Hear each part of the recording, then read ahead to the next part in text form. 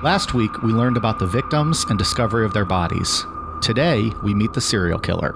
In part 2 of our series, we'll discuss the life of Ivan Milat. We'll learn about his large, troubled family, some of his early crimes, and how he came to be the police's #1 suspect. We'll also discuss the raid on his and several other homes, his trial, and the eventual outcome. I'm Mike. I'm Ian. And I'm Dave. If you thought our Australian pronunciations were bad last week, stick around. Since we determined the country doesn't even exist, who cares what the penal colony leftovers have to say? This is Necronomipod. In a desperate attempt to extract the truth. If there's things that you would like to speak to us about, we'd be happy to listen. But his silence was as cruel as it was deafening. Police tried another strategy. Why did it happen to those two lovely girls and the others? Playing him interviews recorded by a current affair of some of the family of his victims. You can't fathom what it does to someone. Police appealing to his conscience. You've got loved ones. How helpless and frustrated and absolutely destroyed would you be? But that was met with denials of any wrongdoing. Ian, you just had your second AMA on Reddit this past week. Yeah. How'd that go? It's pretty fun. Yeah? I enjoyed it. Did you get a lot of participants? A lot of Redditors? I got Good questions. some good questions. Yeah? Yeah. I got one from this account. User abducted alien fuckboy had some good questions for me. I think it was alien abducted fuckboy. I saw it last night, I think. Yeah. I know. I'm sitting there. The first question got by me, the hand job one with Kanye. And then the second one about... Out of context, people are like, what the fuck? What's going on in these Reddits? Then the second one about my wife banged Mike in college. Now I can it's like throwing a hot dog down a hallway. I'm like, all right. So I text Dave with a screenshot. I'm like, is this you? I mean, they have good comments. I don't know who it could be, but hats off to you, whoever you are. I like to at least think that question about the hot dog in a hallway, it was like based on true events. Might have been a fictional question, but it's like those horror movies. It's still based on actual events. Understood. There's probably many a husband that have suffered that fate. Yeah. What are you going to do? Mascusi. But it was good. Good time. Yeah. It's pretty good. Yeah. You've done a couple of them now, so. I think we got the subreddit to get up another 100 people or so. I think part of the problem is the Facebook group, the Necronomipod, keeps getting flagged for inappropriate things. Well, it's a bunch of heathens, obviously. Goddamn, Pallies. So they're trying to migrate people to Reddit. Well, it's a lawless community. Yeah. So no one's getting in trouble. Okay. So if you're in the Necronomipod, it's Namapals. That's the one. That's right. Yeah. You can keep that account, but get on over on the Reddit too. How do they find that? I know nothing about Reddit. Reddit.com /r/Necronomipod. If they just search like Reddit Necronomipod too, would come up. Yep. So there you go. I guess we should start mentioning that then at the end when I plug all the socials. Yeah, it was fun. Reddit, Necronomipod, whatever, your little reddit.com /r/Necronomipod. Yeah. Might even run into an alien abducted fuckboy while you're on there perusing the comment section. Have a little chit chat. Yeah. Next time it's your guys' turn for an AMA, one of you guys. Tried Reddit one time, have no idea how that shit works. I'm going to do an AMN, Ask Me Nothing. It's going to be over before it starts. But listen, as I pontificate various answers on topics I want to discuss, and you just write these long-ass, drawn-out speeches on whatever you want to discuss that day. Your response starts with who gives a fuck, but let me tell you about this instead. Let me tell you why Australia isn't real, and the few people that might be living in that area are just leftovers from the penal colony. I've heard that somewhere before. And then you can just pontificate. Ian got us some rough comments on his Australian pronunciations from last week. Yeah. What is it? The capital of Canberra? Well, how is it pronounced? What did you guys say? Canberra. We said nothing, Pally. I looked it up. I believe it's Canberra. Canberra. Of all the words we've butchered on this show, that one, not so awful. That was fairly close. I mean, I said it how it's spelled, right? Yeah, it seems like they just kind of remove the E. So AMA went well. Yeah, you know what? There was a comment. Some came in later, like people weren't able to get on while I was on there. There was someone who's a pilot. I don't know if it sounded like commercial pilot, but I don't know. They said that they mass download our episodes and wait, and then when they're flying, like as a pilot, they're going across the country, they just listen to us while they're flying up there. Damn. Pretty cool. Hold her steady, Captain. Hold her steady. Strong crosswinds today. I'm listening to our ass clown statements while they're actually doing something good with their lives and trying to keep people safe. That's good, though. Good for them. Yeah, that's pretty cool. Much appreciative. Well, let's get back into it. Australia's big claim to fame here with the serial killer world. Yeah. So where we left off on part 1, police were at a loss for leads, pretty much. They had spoken to someone named Alex Milat, who had some pretty suspect answers. If we remember, he was real specific about some stuff. But that was about it.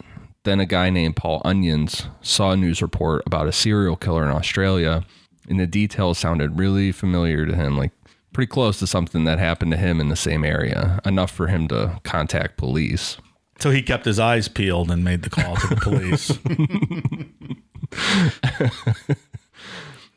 A few years before police announced that there was a serial killer close to the Sydney area, Paul had been staying in a cheap hostel in Sydney and was planning to go hiking in the Belanglo Forest.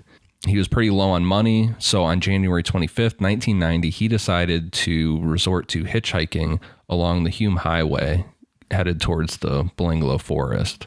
I believe it's pronounced bunghole, Ian. I looked it up and Googled it. So we could say bunghole going forward. Sounds about right. I think he's buying it. He's going to do it. Eventually, a man with like a Hulk Hogan style mustache who was pretty muscular stopped and offered Paul a ride. Paul got in and the man introduced himself as Bill. As they were driving, Bill started asking Paul a bunch of questions like where he's from, when's he go back where he's from, who knows you're here, what do you do for work? Like the one that would throw me off is like, who knows you're here? Pretty creepy. Yeah, it's a little weird. Hell yeah, brother, Melatomania running wild. Oh, God. And to be clear, it is a Fu Manchu, is the mustache style. Is that what that's called? I didn't know if a Fu Manchu had to be long or not. I don't believe it does. I believe it just the all the way down the chin. Like a goatee minus the chin, chin part. I years ago, my wife dared me. I was shaving and I shaved one of those, and she said that she dared me I wouldn't go to work and all day in that. You bet your ass I will. Fu Manchus. You lose. Fu Manchus are badass mustaches. They look very not appealing at all. You can grow a good thick one. Hell yeah. I once back in college did the handlebars, so it's the beard minus the chin, like Triple H used to have. Oh, oof, it's great. Yeah, it's great. Brutal. The end. So as their drive continued, this guy who said his name was Bill started getting really angry for no reason, started swearing and yelling and going on these really crazy racist rants. And then Hogan or Bill? Bill. Oh. Probably Hulk Hogan as well. No difference. No difference. No difference. Then he eventually got quiet and just stopped talking altogether. So Paul's kind of like freaking out at this point a little bit. He's like, what the fuck is going on with this guy? Do you know when, again, just to sidetrack this about wrestling, because of course that's what I do. And that's why I'm so popular on this show. It was a joke. I had one time mentioned that, why I don't like the Ultimate Warrior, and because of shit that I was like, if anyone wants to know, DM us, we'll let them know. Yeah. So people probably have no idea what we meant by the Hulk Hogan thing. Have we talked about it on the show, actually? Got me. I don't know. Either way, he made a sex tape one time when was that when he was banging Bubba the Love Sponge's wife? That's right. Yeah. So he was cucking Bubba the Love Sponge, although Bubba knew and was like into it, like a true cuck. Yeah, right. And they were recording it, but then like as he's banging Bubba's wife, he's casually talking about his family, like his son and his daughter, and mentions how Brooke was, I think she was dating, and she might even be married to, I don't know, she was seeing a Dallas Cowboy player, I think. And he just went on this racist rant about how he doesn't like it and it's not okay and this and that. And Ian, redact this part, brother. It wasn't great. yeah. So That's a dick. it derailed his career for a few years. He's already now back with WWE after they fired him, and now he's back. He's made amends allegedly, but I think there's a few black wrestlers that are still like, yeah, we're not going to be in the same room with him. We're not going to do anything with him. Sure. I think the New Day had a big issue with that. They refused. And I think he's hosting WrestleMania this weekend as this episode drops. Night 1 was last night. Night 2 is tonight. He's co-hosting with Titus O'Neil, who is a black wrestler. So I think that's how that WWE was like, well, we'll balance it. Yeah. No, you can't get mad at us. Titus O'Neil agreed to do it with them, so clearly everything's better. What do you mean it's tonight? It's not live? What do you mean? Didn't you just say it was the day tonight? this show drops? Oh, Sunday. I got you. Yeah. Kayfabe, Dave. Sorry about that. We drop these shows live every week. Like we said, Paul was getting pretty creeped out with this stuff, and he was really feeling like getting in this car was a bad idea. But he noticed that Bill was starting to drive erratically, like going really fast and slowing down and looking out his rearview mirror like he was nervous that someone was following them or something. Then randomly, Bill pulled over and said he was going to get some tapes out of the trunk so they could listen to music. Probably Men at Work or AC/DC, right? It's got to be one of the two, right? So Paul's sitting there and he looks down at the console between the two front seats, and he just sees a bunch of tapes sitting there. So he's like, well, this guy's obviously not going to get tapes. So Paul got out of the car too. Bill got really angry, yelled at Paul, and told him to get back in the car. But Paul was really scared, so he listened. Oh, fuck that, Paul. Yeah, Paul. Wrong move. Once they got back in the car, Bill pulled out a gun from under his seat and told Paul he was robbing him. Paul tried to reason with Bill, but Bill told him to shut up and started pulling out some rope. Then Paul just jumped out of the car again, made the right decision, got out of the car, and just took off running as Bill was yelling for him to stop or he was going to shoot him. Lucky, right? Yeah. Damn. Almost got him. Or Bill, whoever Bill turned out to be. I'm not sure yet. I don't know who this Bill guy is. It's a curveball. I'm not sure how Bill fits into this story. Yeah. It's either Bill or Hulk Hogan. Sit still, brother. I'm tying you up. You know something, Mean Gene. So Paul ran into oncoming traffic waving for help, and no one was really, a couple cars passed him, didn't stop, and Bill tackled him to the ground and started wrestling with him. Paul was able to get away and stumbled in front of a van that was driven by a woman named Joanne Barry. So Joanne slammed on her brakes, and Paul just opened the sliding door on the side of the van and jumped inside and started yelling, "He's got a gun." And this Joanne woman was driving with her sister and her 4 children.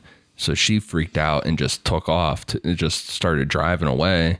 And they said, and then Bill just turned around, like she was looking through a rearview mirror, and he just turned around and started walking real calmly back to his car like nothing happened. Do you have the name of Joanne's sister in here? It was Dingle, if you guys are wondering. I read it. Oh my, so stupid. I like that I'm back in studio now so I can see when he looks down at his paper for something. I didn't write that. I just made that up off the top of my head. I don't have that written down. Fuck you, Ian. I love all these stories. They all have that one close call, Yeah. That one person who did the right thing or got lucky because of, whatever circumstance or happenstance and gets away. Like that, like the girl in that exhaustive Ted Bundy story we did last week, available on Patreon. Oh, yeah. Our 19-minute Ted Bundy episode. I don't know what you guys are talking about. I thought it was the best episode we've ever done. It's pretty good. Get in, get out, get to sleep, just like me in college. I'm an advocate of all shows, 20 minutes or less. Let's just go. Yeah. Let's cut to the chase here. And we'll see you next week. Yeah. So Joanne took Paul to the police so he could file a report. Because her first, according to her first, her initial response was get this guy the fuck out of my car. Yeah, like, I don't know what's happening. And then as they were driving, she noticed that something was really off. Like, he was really, really scared. So she took him to the police station. Back in November of 1993, police now had 3 calls that they were taking very seriously. A woman who said her boyfriend worked with a guy named Ivan Milat, who drove a 4-wheel drive truck, was really weird, and lived near the forest. Joanne Barry called and told the police about her story when Paul jumped in her car near the forest. And now Paul Onions called and told police the same story that Joanne had told. Even though Ivan Milat's name had popped up and police wanted to pursue him further, they had about 2,000 people that they were interested in speaking with. On November 17th, 1993, the search of the forest was complete and they didn't find any more bodies. So he was pretty high on their list, but it's just that it takes a while to work through them with 2,000 people, right? That should put you to the top of the list. Yeah. Or at least one of the ones. I'm sure they had a few names that came up for different things with 2,000 people, but he should have been fairly close to the top. I would imagine so. Yeah. To handle the amount of information, the police created a task force to log every credible lead, which was basically just a ton of data entry into a computer system that wasn't great, back in the 90s. That's probably Commodore 64. Yeah. Sounds like this when you log in.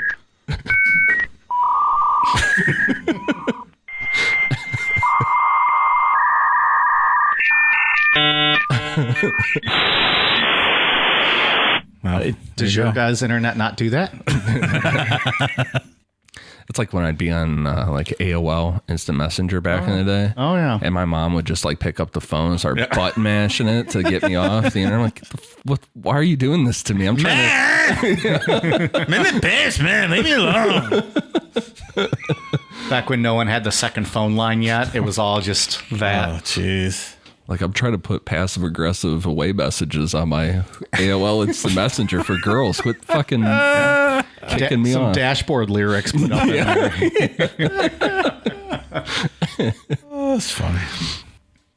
So as they were, they had these 3 calls, but as they were putting the data into the system, those calls stood out again. And again, the name Ivan Milat popped up. Paul and Joanne's separate calls about what happened back in 1990 with the attempted kidnapping, because as soon as they saw that when entering the data, they're like, okay, this is the exact same story from 2 different people. Yeah. One is a Australian native, Joanne, and Paul Onions is from somewhere in the UK. So they don't have no connection with each other. Police started digging into Ivan Milat's background. So Ivan was born on December 27, 1944, to a Croatian immigrant named Stjepan Marko Milat and an Australian, Margaret Piddleston, who she married him when she was 16 years old. How old was he? Like more than double her age. Oh, perfect. Yeah. Milat was the 5th of their 14 children, and they had 10 boys. God damn it. My God, can you imagine? No. 14 children. Yeah, that's a lot of kids. Yeah. Must have been Catholic, right? Either that or they had that Blue Chew going. I lied. I'm still on the Blue Chew train. I'm just waiting. You know what I was thinking about? So I don't know what age she was when she started having kids, but to have 14 kids, I feel like that's like a good chunk of your life you just spent pregnant. Even if you started at 16, you're popping them out. So you're 30 something, 30, 31? Yeah. Oh. I mean, at least, maybe every year, 18 months, maybe 2 years between a couple of them. It's brutal. Not great. You just spent, a good chunk of your life just being pregnant. I mean, hey, if that's what you want, that's what you want. But yeah, come on. Holy cow.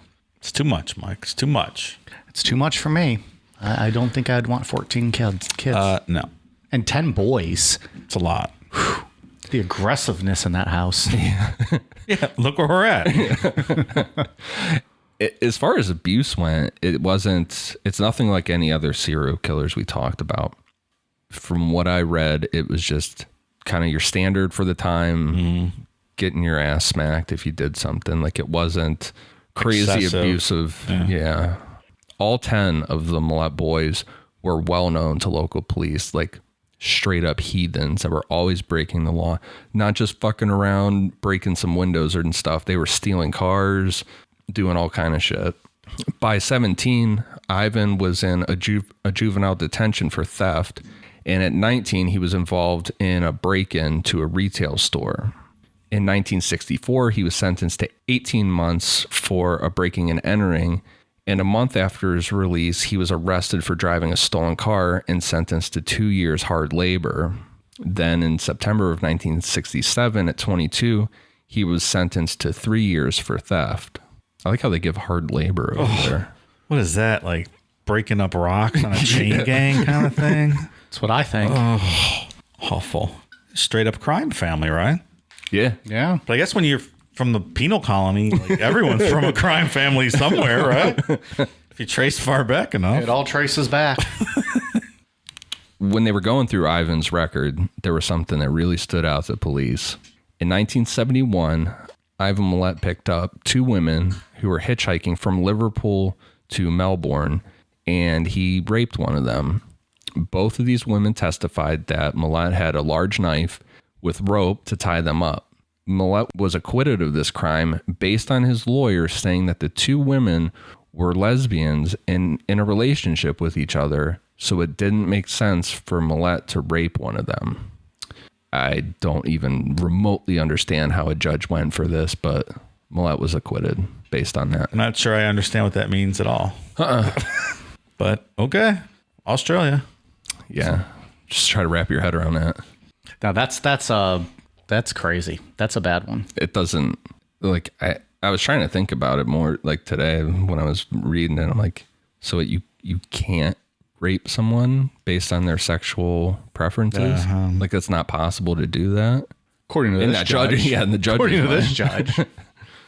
But yeah. Good day, mate. Makes sense to me. Acquitted. I mean, in all fairness, America's not known as having the greatest common sense of all time either. Of course not. No. Take a little heat for that one. Yeah, remember that guy, that swimmer a couple years ago that got a slap on the wrist? Oh, yeah. The one, the college dude that raped those girls, a girl or multiple? I think one girl, but I think he had a history of doing fucked up shit. Yeah. I can't remember his name, but I know who you're talking about. That judge just gave him a slap on the wrist. Like, Yeah. I want to ruin his life. He right? said, yeah, that's what he said, didn't it? The judge said, so, don't want to ruin his life. You know. Yeah. Forget the girl. Her name was out. She went under an alias. I don't know if she ever came out with her name. No, I don't remember it anyways, but Yeah, we're not great either in that department. Nope. Police requested a phone tap of Ivan Milat's house, but the laws over in Australia are a lot stricter for that kind of stuff, so they had to build a pretty significant case to monitor his phone line. Police began building a case based on statements from people who knew Milat and set up a surveillance to watch him, get a feel for his day-to-day.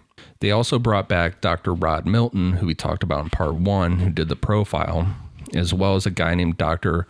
Richard Basham, to look at evidence as it was collected and any previous leads regarding Ivan Milat.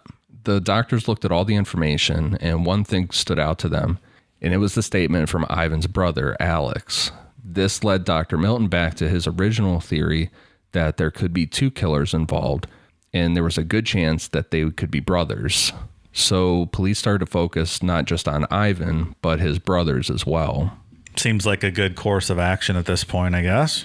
Yeah, and if you remember that, like that first crime, the one woman was killed pretty quickly, seemed like execution style killed, and the other one was just brutally killed. It doesn't seem like the same person would have done it like that. Yeah. Well, and there's 174 of these Milat brothers. So That's true. odds are likely there's more than one involved. Into 1994, police were still gathering evidence. They found 3 of the Milat brothers together owned a small property about 25 miles away from the forest. They found that Ivan Milat had previously owned a silver 4-wheel drive truck that was sold right after the bodies of the first 2 victims were found. The new owner hadn't really cleaned out the truck at all, and police found a .22 caliber bullet underneath the front seat That matched up with a box of 22 bullets they found at one of the crime scenes. Imagine selling your car to someone and just leaving bullets under the seat. Jeez. Whoever this is very sloppy, I must say. Well, yeah, you're fucking chasing a guy down a highway as he's jumping in front of cars. Yeah. He wasn't obviously doing a good job of disguising himself. Although you can never trust anything from The Onion, right? That's true. At this point, besides taking the initial call from Paul Onions and adding it to the case file and a couple people coming across it, no one had really followed up with him to get an official statement. So when the head of the task force found out about this, he was really fucking pissed off and got a hold of Paul for a statement. Paul confirmed that the silver truck that was owned by Ivan Milat was the same one that he got in back in 1990 when that whole incident took place on the side of the road with a guy named Bill. They also had Paul look at a lineup of 13 people, and he positively identified Ivan Milat. Not looking good. Things are stacking up here. It would appear so, Dave. Seems to be leading in a certain direction. Starting to think this Bill guy Might not have existed. might not have actually been named Bill. Brother. With this, police were able to get a search warrant as well as an arrest warrant for Ivan Milat to bring him in for questioning. They also got warrants to search the homes of Ivan's mother and his brothers, Alex, Richard, and Bill. On May 22nd, 1994, police organized a raid of Ivan Milat's home to arrest him, but they were really cautious on approaching. Multiple people during the interviews told them that Ivan had a very large collection of guns, like kind of pushing a stockpile of guns. If this was the United States, we'd just send in the military, right? Like Waco style. Hey. Well, I was going to say, these guys probably just saw Waco, was it 2 years beforehand? They're like, yeah, we don't want to do that over here. No, we don't want any parts of that. Once in place, police called the house and a male answered the phone, telling them that Ivan wasn't home. They told this guy on the phone that they had a search warrant, and the person just hung up the phone. The second time they called, they asked, why didn't you come out? And they figured out that this was Ivan, and he said that he thought it was a joke. Quit fucking around, mate. A little while later, Ivan came out with his girlfriend, Chandler Hughes, and they were both taken into custody. Ivan was told his rights, and he was also told that he was going to be questioned in relation to the 7 bodies that had been found in the Belanglo forest. In response, Ivan Milat said, "I don't know what you're talking about." And with that, police began to search Ivan's home, as well as the homes of his mom and his 3 brothers.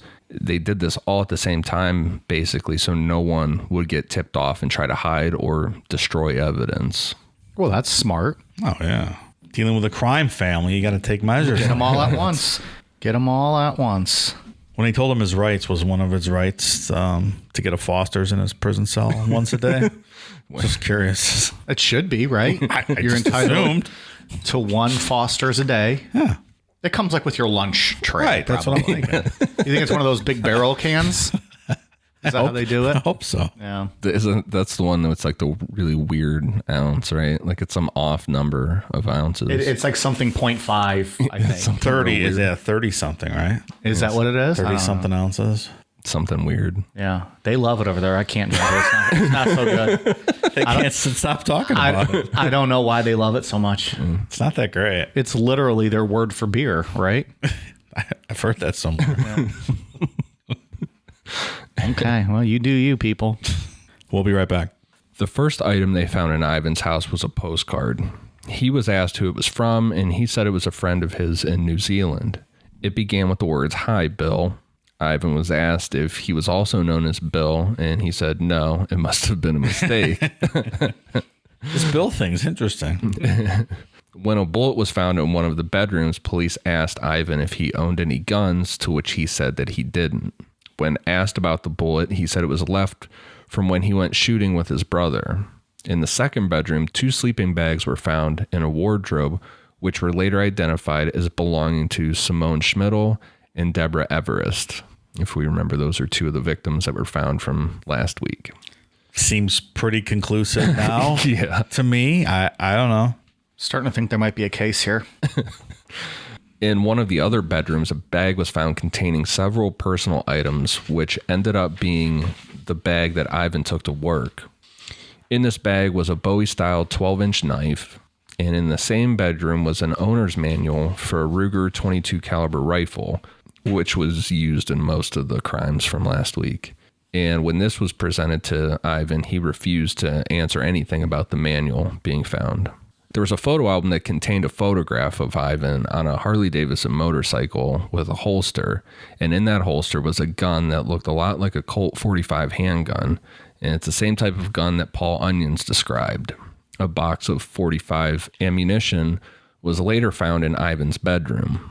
There was one other framed photograph that showed his girlfriend Shallender wearing a striped shirt, and that striped shirt was identical to a shirt that Carolyn Clark owned, who was a victim from last week. Gross. Yeah, that's really odd.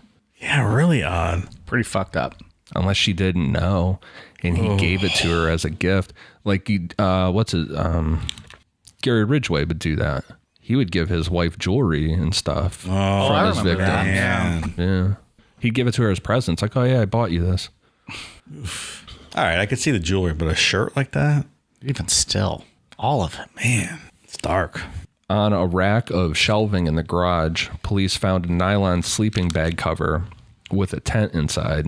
Wrapped around the tent was a purple headband identical to the one found on Simone Schmidl's skull. Also in the bag was a homemade silencer. When they because they had Ivan Milat at the house for all this stuff, and they were just walking him around to each place they found stuff, and they're like, so what's this all about? He's just like, I've never seen that before. I don't know what that is. Whose house is this?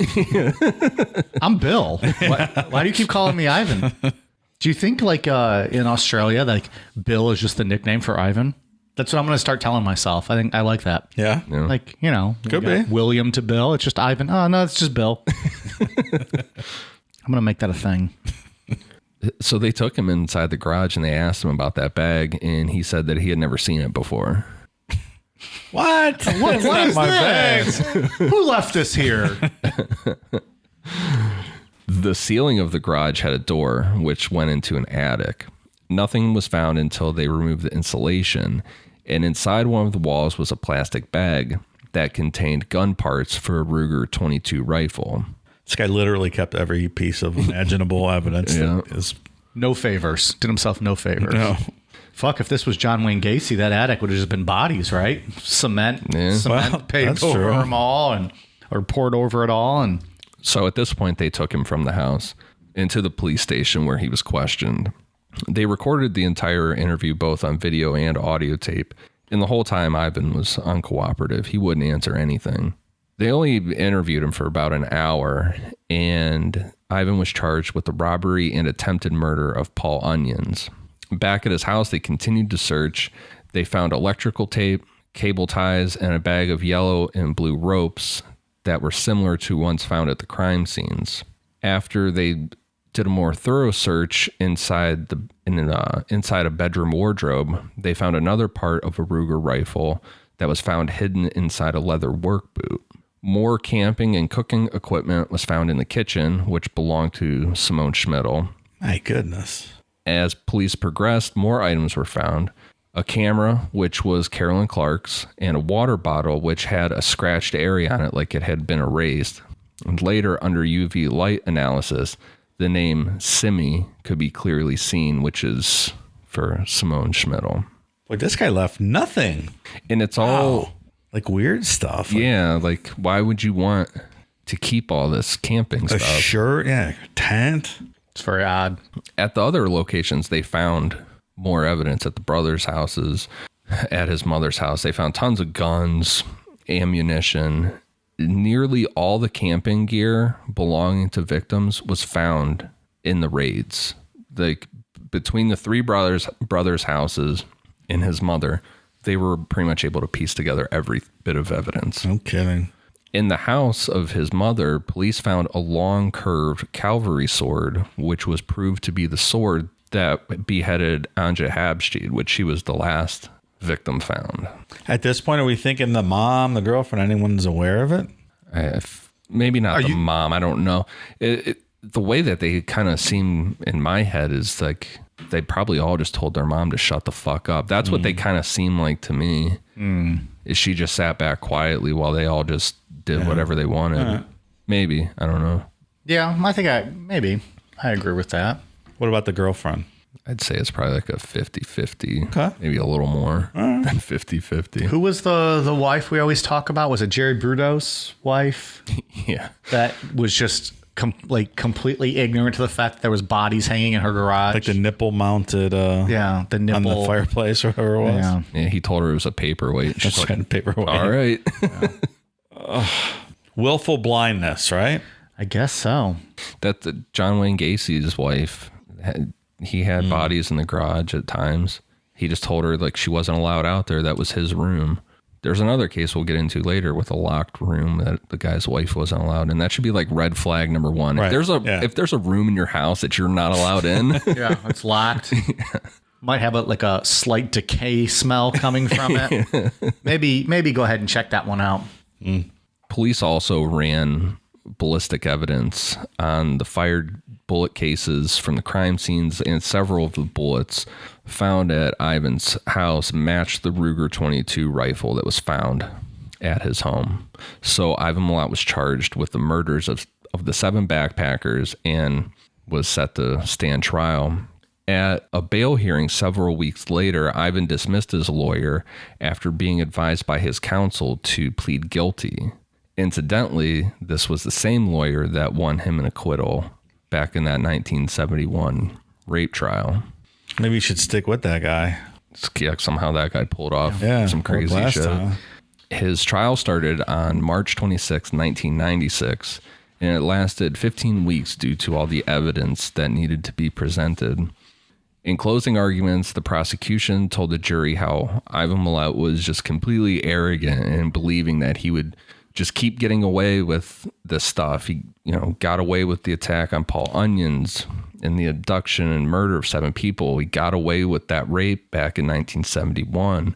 And they said it was his arrogance that just led to him holding on to all the property belonging to his victims. He just felt like he was never going to get caught. The closing statements from the prosecution lasted for 3 days as they laid out everything that, every bit of evidence that showed that Ivan Milat was the killer, and nothing that was really explained by the defense. They really had no answers for any, how do you come up with an answer for that? Yeah, when stuff? it's in your house, it's kind of tough to explain away. Someone put it there. I don't know. What are you going to do? That's about all you got. The defense closed with telling the jury that obviously someone in the Milat family was responsible for the murders because the shit was there. There's no way to deny that. But it wasn't Ivan. He tried to explain away the evidence as a conspiracy against Ivan by his own brothers. He narrowed this down to suggesting that Ivan's brother Richard made comments about the murders to friends at work and may have been in the position to commit all 8 crimes. Didn't say it was him for sure, just may have been. Yeah. But it was proven that Richard was at work at the times of the crimes, and his lawyer ended with the statement, quote, Ivan Milat had been set up. I guess it's possible. I don't know. Seems unlikely, though. Seems more likely that Ivan and Richard and maybe another brother were just all in on it. Yeah. I think that's very possible. After 3 days, the jury hadn't reached a verdict, so the Milat family made plans for a celebration dinner because they thought for sure Ivan was going to be found innocent. Wow. That is crazy. Then on Saturday, July 27th, 1995, Ivan Milat was found guilty of each of the 8 charges. What did they do with all that food they cooked for the celebration party? Right? That's a great Dinner. question. God damn. They probably had kegs upon kegs of Foster's. That's all the shrimp on the Barbie, too, right? All of it. What do? You throw it away, I guess. I don't know. Yeah. It's making me hungry just thinking about all that extra shrimp. I skipped dinner tonight, too. So The court asked Ivan if he had anything to say, and he replied, quote, I'm not guilty of it. That's all I have to say. going down with the ship, isn't he? Yeah. Oh, yeah. During sentencing, Ivan got 6 years for the attack on Paul Onions and a life sentence for each of the 7 murders. Wow. No death penalty in Australia, Mike, in legal brothels. Maybe you should consider moving there. You know, they might have gotten that one right. If only they really existed and I could move there. I think I might look into that. Well, kudos to Australia for that. See? We love Australia here. Here at the Necronomipod I really show. am. I really am a big fan. I would love to go to Australia one I would day. too. I think that'd be fantastic. Looks like a gorgeous continent. Just keep those big fucking spiders away from me. Well, keep all of your just big animals away. Like I don't need fucking Nate Diaz kangaroo coming and knocking my ass out. And did you know that actual kangaroo, Ian, had passed away? Really? Yeah. Somebody sent it to me and said that he passed away a few years ago. I heard from Not though after breeding. So there's some other fucking little Nate Diaz kangaroos in training out there that are gonna fucking murder that country, take it over. And I would be like, yeah, that's about right. I heard from some listeners, and it almost seems like it depends on what part of Australia you live in. I heard from a couple of our Australian listeners that I was about to say raccoons. Kangaroos are pretty rare. Like they don't see them all the time. Then I heard from a couple others that it's like deer for us. Like they just see them. I mean, I guess, right. yeah. You're probably not going to see kangaroo jumping down the streets in the big cities, you know, just like you're not going to see many deer in New York City, but you get out, you know, in the suburbs a little bit and they're going to be fucking all over. Somebody this week sent me a picture of a dead kangaroo that they saw. Aw. Fairly commonplace, I guess. Like got hit by a car, you mean? Or Yeah, something. I don't know. are they getting like poached? Like, are they hunted? I don't know. I think you can go kangaroo I dare hunting, someone right? to go hunt a kangaroo with your bare hands, record it, and let's see what the fuck happens.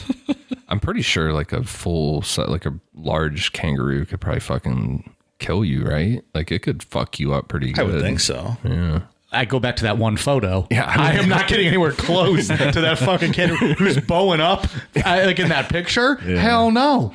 Yeah. I'm not touching that thing. I'm good there. Yeah. But yeah, so I really do like Australia. I would love to go there one day. Yeah, it would be fun. Maybe we'll just pull a fast one on everybody. First live show, just be in Australia. Be great. Maybe we can have it in Canberra. I'd like to have a can of beer with me when I went there. None of that Foster shit. It's Bush Light for this guy. Push the light. Oof. In the real tree pack.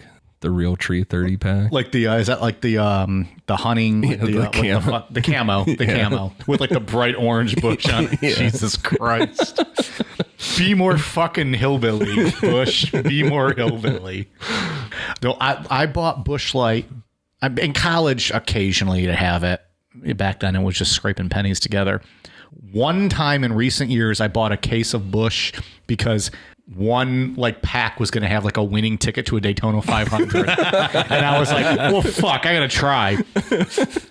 It is some like of the most disgusting beer I've ever had. yeah. Like Natty Light is better than Bush, I think. Neither are great. But at least give me Natty Light because I feel like I'm just taking like beer flavored water. Bush Light just tastes like you kept a good, not even a good, you took like a Miller High Life and left it in the sun for 4 days. So that Bush thing was like the trashy version of Willy Wonka and the Chocolate Factory. Your ticket to NASCAR. I want to get that beer. I'm like, I got a golden ticket. Yeah, no. And I had to fucking lose and then choke down 24 Bush or Bush Light. I can't remember if it was Bush or Bush Light. I would have poured it out and just looked at it like a lottery ticket purchase. I would an never. alcohol purchase. I would never do that. Ever. That case of Bush was the worst $4.99 I've ever spent. So they transferred Ivan to a maximum security prison in Maitland, southwest of Sydney. After going through the processing shower and given his bedding, Ivan was waiting for a cell when he was brutally beaten by another inmate. Like this guy was a lot bigger than Ivan and fucked him up real bad. Just beat his ass on the first day. Ivan was a pretty jacked up dude, right? But was he like big? Like was he just like 6 foot tall? Was he like 6'5"? Do we even know? Or I don't know. It just had a guy that was a lot bigger than him just beat his ass before he even got to his cell. That'll happen, I suppose. Yeah. Yeah, especially when you're, right? Isn't that the thing? When you're like a high profile person. Yeah, take you down. Well, you always usually hear it with like pedophiles, right? Like they're the ones that are always targeted by other criminals. That's what they say, yeah. But I don't know. Usually this one was still pretty brutal. Yeah. Usually like a high profile person. I feel like that's a thing. When they come in, somebody tries to fuck them up and make a name for themselves. Well, what the fuck? What was the one that I didn't know? You guys mocked me. Oh, Jeffrey Dahmer. Like, he was killed in prison, high profile. Yeah. You know, so it's if you got a name and there's a media story, because then, I mean, I don't know. If you're in prison, what else are you you're gonna probably there do, for right? life. Let's get my name back in the media. Maybe I'll get a book deal out of this or something. Or you see it as like your way of like getting back in good graces. Like, oh, I know I'm bad, but this guy's worse. I'll take him out. Now I could feel better. Like I did something. I don't know. That's an interesting way to look at it, sure. Several months later, he attempted to escape. And this escape was masterminded by a guy named George Savas, who was a former city councilman who was serving time for drug trafficking. See, they're all fucking criminals. Even the chief of police had like just gotten out. He'd done 10 years for something. Now he's chief of police. Like the police in Australia are the people that have done lesser crimes than the general population. I was going to say, it's just a matter of how little crime you committed. Not have you, but how little did you do? These two were quickly caught, and no additional charges were brought onto Ivan, but Savas got more time, and he ended up hanging himself in his cell. So I see on your interview here you only have 4 misdemeanors and 1 felony. Congrats, you're a copper now. That's a lot of foam in that poor Mike. That's terrible. What do you guys want me to do about it? Whiskey, beer, tequila, more beer, more vodka, more whiskey, and more beer. And more foam. Yeah, I feel like Stone Cold would be disappointed in that I'd be pour. real disappointed. Did you ever see the video? God, there's a lot of wrestling talk on this one. I don't give a shit. No one's going to message me personally. The video where it shows like Stone Cold tossing a beer to Jericho and Jericho misses it, and it's like, and the caption's like, when your father looks at you with that disappointing face. Yeah. It's one of my favorite ones. So media went to members of Ivan's family for interviews. Some of them refused. Others demanded money. They wanted paid for him. Richard Milat, the press asked him if he feared that he would be arrested in relation to the murders. And he replied, quote, "Not really. If they wanted me, they have me by now." Jesus, what the fuck does that mean? Right? I mean, I guess they don't know I'm involved. When you've been arrested so many times, or, you know, like you're just like, oh, they would have gotten me. Imagine that mindset, though. Like, you're just so confident. It's like, I guess I got away with it. They would have picked me up by now. His mom, she was shocked by the sentence. She thought for sure he was innocent, but she told reporters, quote, "If he did these crimes, then he deserves to be punished." So at least she's got it good. Okay. Mm-hmm. Some other reporters tracked down Ivan's brother, Boris, to an undisclosed location where he was supposedly hiding from his family. When asked if he thought that Ivan was innocent, he answered, quote, "All my brothers are capable of extreme violence, given the right time and place individually. The things I can tell you are much worse than what Ivan's meant to have done. Everywhere he's worked, people have disappeared. I know where he's been." God damn, pal. The fact that he's in hiding from his own fucking family. Yeah, right. Boris himself asked the reporters if they thought Ivan was guilty, and they said, yeah. And then he said, quote, "If Ivan's done these murders, I reckon he's done a hell of a lot more, probably about 28. It's a very specific number. It is very specific. Well, wasn't it actually 8 was the number? Okay. Yeah. So he's just adding 20 to it. That's true. Well, he did That's 7. He did 7 murders. 7, I guess, but 8 crimes with the onions one. Yeah. Yeah. So I don't know. Yeah, I mean, I guess I don't know. That's just weird. There's definitely more to this story. I watched the 60 Minutes Australia piece on Interview with Boris, which number one was weird because I thought there was only 30 minutes of it in an hour in Australia. And I was surprised to see it's still called 60 Minutes over there. So I don't know. But he absolutely thinks he's guilty, and he was relieved that he was dead. So He's like, Well, spoiler alert, Dave. Yeah. I didn't know that. Okay. Guess I should have read the last 3 paragraphs of this thing. I'm kidding. I knew. Sorry about that. I'm kidding. I knew. Yeah, he said the whole rest of the family still supports him to this day and would welcome him home with open arms. He's the only one in the family that believes he did it. Yeah? And that's probably why Boris is hiding, because all of those brothers would murder Boris. Boris is on the outs with the family. There's always one in those families that seems to come out okay in all these stories. There's got to be at least. I mean, you would think there's always just somebody that's going to get through. And he seems genuine. He was openly crying during the interview and stuff. So I don't know. Not in hiding anymore, I guess, Boris. Mm-hmm. Ivan was moved to solitary confinement after prison officers found a hacksaw blade hidden in his cell. And he just straight up told them that he would try to escape at every opportunity he was given. So they just threw him in solitary confinement. Yikes. No one wants to fucking deal with that guy, you know? On January 26, 2009, Ivan cut off his little finger, like his pinky finger, with a plastic knife, which I feel like that's really fucking hard to do. Ouch. Have you ever tried using a plastic knife like on a piece of steak? It breaks instantly. How the fuck is this guy cutting through a bone? That's going to take a long time. Yeah. You're better off putting your finger in a door and shutting it on it a couple times first to loosen it up. Right? Yeah, something.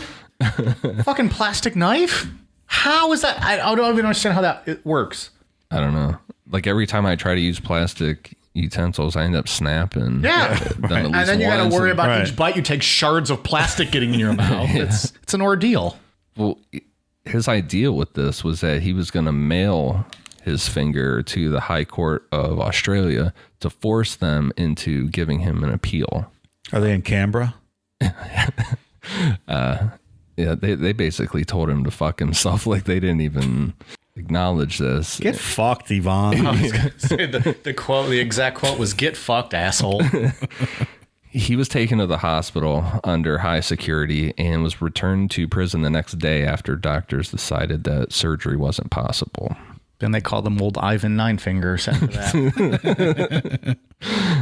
In 2011, Ivan went on a hunger strike because he wanted a PlayStation 2 in his solitary cell. Prison officers, again, basically told him to go fuck himself. If he didn't want to eat over getting a PlayStation, have fun. Starve to death if you want. And spoiler alert, he ended his hunger strike after I think it was 5 or 6 days, and he never got a PlayStation. So, yeah. Good luck beating Twisted Metal 2 with only 9 fingers, asshole.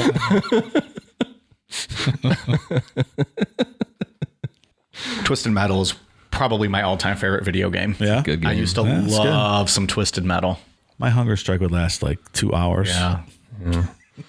I'm glad they didn't give in and give him a PlayStation. Well, he had to get that Foster's, right? His lunchtime Foster's. Well, that's his right. Yeah, that's true. They have to. Well, they'll give him, but if it's a strike, he'll just refuse it. Well, it's his but responsibility. You're still going to be hungry. You're just drinking. It's true. It's a drink. It's nourishment, though. Yeah. It's hops and barley and all kinds of good stuff. I'm just saying, if I'm going on a hunger strike, I'm still drinking. That's just me. Well, plus, I think it's a misdemeanor for someone not to drink a Foster's during the day. No, you got to have at least one. Yeah, you got to have at least one. It's not only a right, it's a responsibility. He didn't want to get an additional sentence tacked on his 6 life sentences. So he got to at least drink his Foster's. How many misdemeanors a day do you think the average Australian picks up? We're really shitting on now, and we shouldn't be. We have so much fun at their expense. I feel like they look forward to us covering their topics, and this is what we do. And then this is what we do. We fucking barely cover it, and then we just shit on them as a people. I just picture them just sitting in their room, sitting in their house, shaking their heads right now. They have houses, or they live in tents over there? They have houses, right? Goddamn. They have houses, Dave. They're built out of aluminum. Foster's aluminum cans. So they got that's why they're big round cans. They put them together and they cover more space. Okay, and that makes sense. Then you can like open it and string them out, and that's like a roof. I mean, I don't know what they do over there. It's a foreign country to me. So in May 2019, Ivan was diagnosed with terminal throat cancer. On October 27th, 2019, Ivan Milat died from throat cancer and stomach cancer because it spread, and he was 74 years old. He still claimed his innocence and blamed his brothers for the murders, and he never gave family members closure. I was watching some news reporting from that, and there was a good bit of family members that wanted him to just admit it. Tell us exactly what happened. We want to know. But he refused and died with all that information. I watched some of those interviews the cops had with him when they were pressing him on it in the days when he was, close to his deathbed. And he's just like, nope, wasn't me. Yeah. Which is odd. Usually serial killers want that notoriety and even to make up shit to get under people's skin or make themselves seem more than they are. But well, so let's wrap that up then and get into that. What do we think? I think his brothers were definitely involved, at least one of them. Do you think his brothers were the ones running the show and then just made him he may have been a part of it, but then he took the fall for it, and they're the ones storing all this shit at his house, making it so obvious that it's him? I kind of almost lean towards that. Like, I think he might have been a part of it. They even had some at their house, too, though. At Ma's house. But then they all agreed, okay, he's the fall guy. Let's put everything on him. Maybe. Yeah. Well, they had the property that was 25 miles away from the forest. Yeah. And you brought up last week, Dave, like it seemed like the two bodies still smelled, like if they were held somewhere. Right. So I think that's after like 5 or 6 months, they wouldn't have. Yeah. I think that's a huge possibility that they held people at that property. Because then it was proven too that one of the guys that was murdered wasn't murdered at the scene. So I think it's highly likely. I think at least the three that own that property were probably involved. Yeah. I think it was probably Richard, Alex, and Ivan. Any word of what happened with Richard and Alex since? Have they passed away? Do we know what even came about them? I'm not sure. Obviously racking up misdemeanors, I'm sure, but I saw an interview with Richard just when I was YouTubing around and stuff. He didn't look very old, so, it might not have been very recent, but he maintained Ivan's innocence also. I think there's also a lot of widespread speculation that there's a lot more bodies possible too somewhere. Yeah, I would assume that's not 7 is not. Well, like Boris said, maybe just 28 more or 28 altogether. Yeah, I don't think there'd be any reason Boris would lie. It's a pretty strong thing where he said my brothers are all capable of extreme violence. Well, and clearly he got the fuck out of Dodge and was like, this is not something I'm going to be a part of. And I guess they opened a bunch of, missing persons and murders cases after this. And there was one where a bunch of women in the 70s were killed with a 22. And like he was working in the area at that time. So they were looking at him real hard on those. It was probably him. I mean, of course it was, right? You would think, yeah. It seemed to be his gun of choice. Mm-hmm. Do you think it sucks then if you're like one of the family of those victims from the 70s where it's like, you're pretty sure you know who did it, but then you just never actually know and you never get that justice? That's got to be brutal. Yeah. I think I would be like one of the family members at the end of Ivan saying I would want to know exactly what happened. Mm-hmm. And the fact that even though he got a life sentence and all that stuff, the fact that he just wouldn't admit it till he died, it would really get under my skin. Yep. Yeah. Yeah, because it's just like an arrogance thing. Yeah. That's just one more added cruelty there. Yeah. Even Ted Bundy admitted everything before he was sentenced to death. Well documented on our Patreon show. Exhaustive is the word I like to use. It was an exhaustive series, probably the most we've ever done. It's well done. A lot of hard work put into that one. Mm-hmm. Well done episode. All right. Well, we got anything else on Ivan Milat? No, it was interesting. Highly requested topic by our Australian listeners, and then we just took the chance for 2 weeks to shit on them, and so we did that. We're gonna fucking go tongue in cheek, man, tongue in cheek. Yeah, I didn't know anything about him really. No, other than the Wolf Creek thing, I didn't either. Yeah, I actually watched that again the other night. So good. Yeah, it's terrifying. All right, we got some patron shout outs. Thank you very much to Molly Whitman, Daniel German, Jennifer Howell, Huron Sonsky, Summer, Adam Go, Lisa Villa, Bonnie S., Coco Denrell, Jackie Meadows, Eloise Evans, Allison Urban, Tyler Cardenas, Anna Yeinman, Jennifer Kim, Puthy Lips, Amanda Rodriguez Hawk, Anna Welsh, and Michael Doodle. Thank you guys very much. We appreciate it. We are at patreon.com/Necronomipod. Mike, did you say pussy lips? Pussy lips. Just clarifying. Thank you. It was like half Mike Tyson. I wanted that pussy lips, but it was not. The name was Pussy Lips. Welcome aboard, pussy lips. Yeah. Thanks for joining us. I guess that's a thing now. Pussy lips. So, all right. Well, we appreciate it. That was a shorter Patreon list. We better step our game up. That was not as long as usual. I'm gonna have to gain some more for this month. Ian, what do you got? I only have one iTunes one tonight for Jess V. Thank you for the awesome review. It was a really nice one too. So she like the podcast she's always dreamed of. Oh, well, how about that? Talked about being glad that we haven't changed and bring in a lot of politics and stuff like that, because when people get big, they use that platform to. Oh, so you make us like fucking do Jeffrey Epstein next week, 2 weeks. Goddamn, pal. Just drop that spoiler. It's true, I did. Nice. We'll see how many people we've already released it on for patrons. We'll see how many people listen to the end of the episode, though. Yeah, people chit chat. Jeffrey Epstein, never heard of that motherfucker. That's someone who goes down with the ship is Bill Clinton. Well, I think we know that already. Anyways, all right. Well, maybe that's coming up soon. Maybe not. Maybe I just made that up. But okay. Well, yeah. We don't really apologize for stuff. We try not to be overly offensive. And if we are, whatever. It's by accident. Yeah, of course. No malice. Of course not. It's all joking around, right? Yeah. And we haven't changed. Yeah. I don't think we've ever changed since we started. We're pretty much the same show. The same shit show we were back on day one is the same shit show we are now. We just have better quality board. That's literally it. That's literally it. A little bit better microphones. Yeah. All thanks to the listeners for being patrons and supporting our sponsors and buying our merchandise and all that.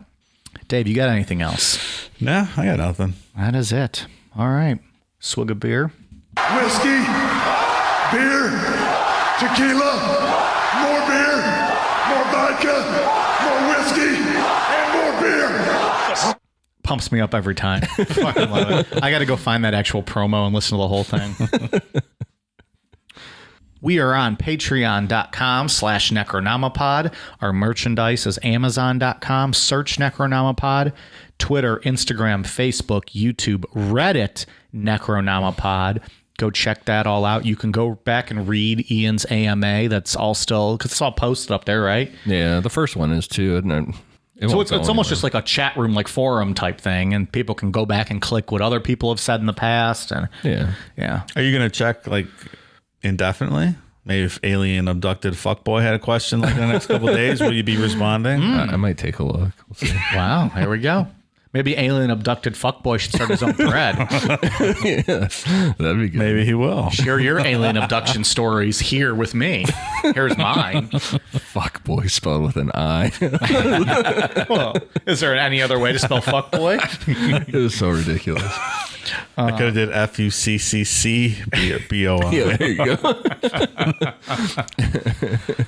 All right, so we're on all the socials at Necronomipod. YouTube, we said all that. Amazon.com, search Necro. And Patreon.com/Necronomipod. That's Ivan Milat. Okay. See you next week. All right, you guys ready for a cool down beer? Cheers.